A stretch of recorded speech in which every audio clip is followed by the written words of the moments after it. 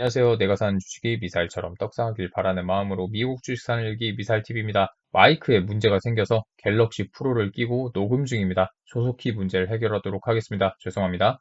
오늘은 기분 좋게 하루를 시작하셨을 것 같습니다. 3대 지수가 최근에는 보기 힘들었던 폭으로 상승을 해줬기 때문인데요.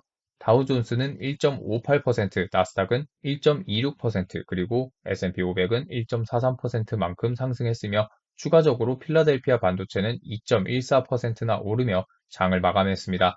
내일 CPI 지수가 많이 하락할 것이라는 기대까지 겹치면서 큰 폭으로 미국 지수가 상승했다고 보시면 될 것 같습니다. 그로 인해서 10월 말부터 지속적으로 50 이상을 유지하고 있는 공포지수는 한동안 지속적으로 하락한 지수에 비하면 높은 상태를 여전히 유지하고 있는데요. 어제는 그래도 53이었던 것이 오늘은 59까지 올라와 있는 상태입니다. 1년간의 선 그래프로 보시면 여전히 높은 상태라는 것을 확인할 수 있습니다. 내일 CPI가 발표되면서 50 아래로 폭락을 할지 위로 치솟을지는 한번 살펴봐야 할 것 같습니다.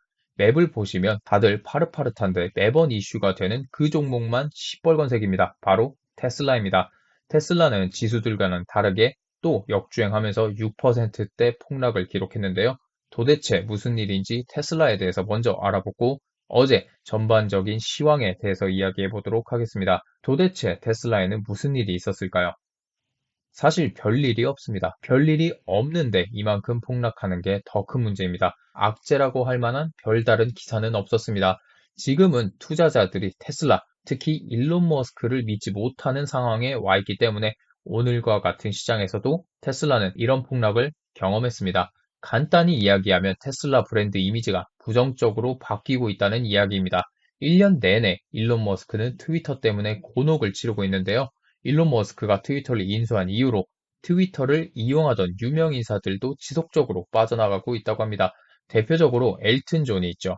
엘튼 존은 영국 출신의 세계적인 팝 가수로 75세의 나이에도 118만 팔로워를 보유한 막대한 영향력을 가지고 있는 사람입니다. 엘튼 존은 자신은 평생 음악을 활용해 사람들을 하나로 모으고자 노력해왔다. 하지만 거짓 정보가 현재 우리 세계를 분열시키는데 어떻게 사용되고 있는지 보는 것은 나를 슬프게 한다 라면서 트위터 탈퇴를 선언했습니다.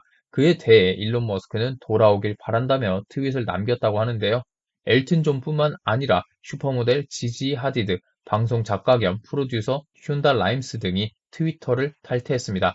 이렇게 연달아 거물들이 트위터를 탈퇴하면 분명히 따라서 탈퇴하는 사람들이 즐비할 것입니다. 그렇게 되면 당연히 올해 트위터의 CEO가 된 일론 머스크에게 화살이 날아가겠죠. 트위터를 인수하면서 너무나 사건 사고를 많이 일으켰던 일론 머스크이기 때문에 이러한 현상은 너무나도 자연스러운 일이지 않나 생각이 듭니다. 트위터에 이러한 악재가 생기면 당연히 일론 머스크는 계속해서 트위터에 집중해야 할 테고, 그러면 그럴수록 테슬라의 주주들은 테슬라가 좋은 성과를 내지 못할 것이라고 생각하면서 투자금을 회수할 것입니다. 이러한 일련의 과정들로 인해서 일론 머스크가 세계 2위 부자로 어제 밀려났다는 소식까지 전해졌고, 이러다가 내년에는 테슬라의 주가가 100달러 아래까지도 폭락할 수 있다는 소식들이 넘쳐나고 있습니다. 어떻게 일론 머스크가 이 어려움을 극복할 수 있을지 한번 지켜봐야 할 것 같습니다. 미국 증시 그 자체에 대해서 이야기해 보겠습니다. 어제의 상승의 가장 큰 이유는 단 한 가지입니다. 현지 시간으로 11시에 발표된 1년 기대 인플레이션이 둔화된 것으로 나타났기 때문입니다. 뉴욕 연방준비은행이 매달 발표하는 이 지수는 특히 올해에 굉장히 시장에 중요한 역할을 하고 있습니다. 실제로 이 지표의 수치가 어떻느냐에 따라서 시장이 환호하고 충격을 받기도 했기 때문이죠.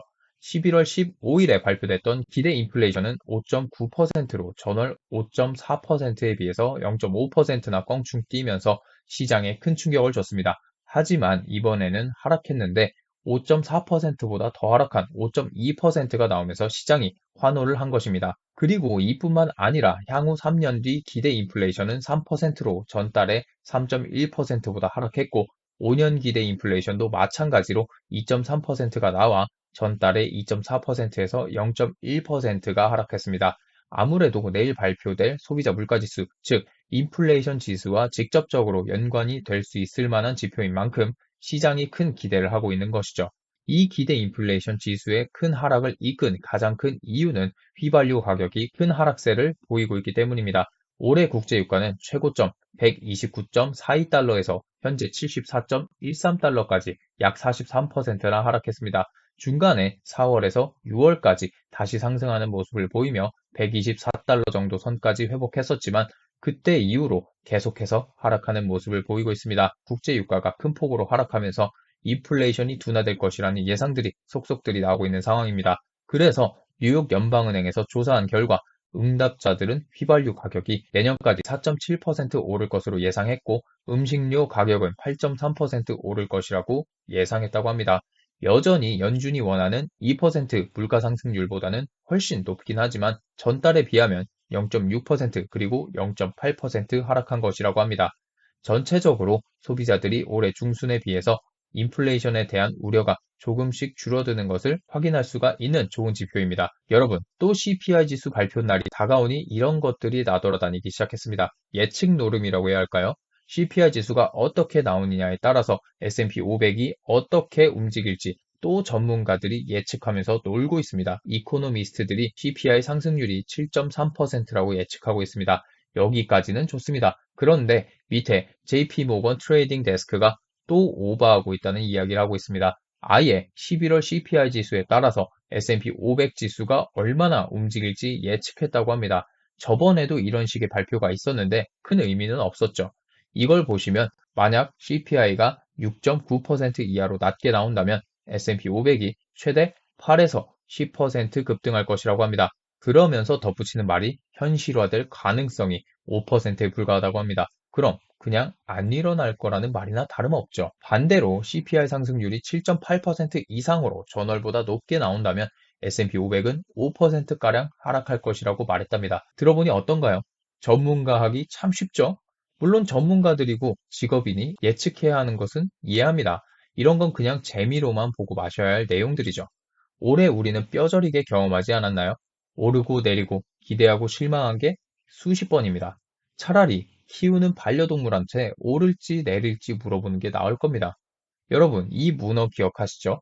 2010년 남아공 월드컵에서 여러 경기들의 승패를 정확하게 예측해서 점쟁이 문어라는 별명을 얻었던 파울이라는 문어입니다. 축구 황제 펠레보다 낫죠? 그리고 여러 번 언급했듯이 동물이 투자하는 게 사람의 투자보다 수익률이 훨씬 좋습니다. 그냥 저런 쓸데없는 거 보면서 시간 낭비할 바에는 그냥 동물들이 찍어주는 종목에 투자하는 게 훨씬 낫다는 것을 말씀드립니다. 올해 초에 수많은 전문가들이 주식시장을 점쳤습니다. 특히 올해 국내 증권사들은 코스피 지수가 역대 최고치를 넘어설 것이라고 예측했다고 합니다. 3,600까지요. 최저점은 2,800까지 봤다고 하지만 지금은 어떤가요? 2,100까지도 왔었죠. 아무리 시장을 예측하고 굿하고 푹 치고 장구 쳐봐야 아무 소용없습니다. 물론 기대 인플레이션이 낮게 나왔으니 내일 CPI 지수도 꽤 낮게 나올 것이라고 예측은 할 수 있겠죠. 하지만 큰 기대를 가지시면 안 됩니다. 항상 기대가 크면 실망이 큽니다. 항상 차분한 마음가짐으로 시장을 대하셔야 합니다. 모든 일에는 흥분은 금물이라는 것처럼 기대가 커도 좋지 않습니다.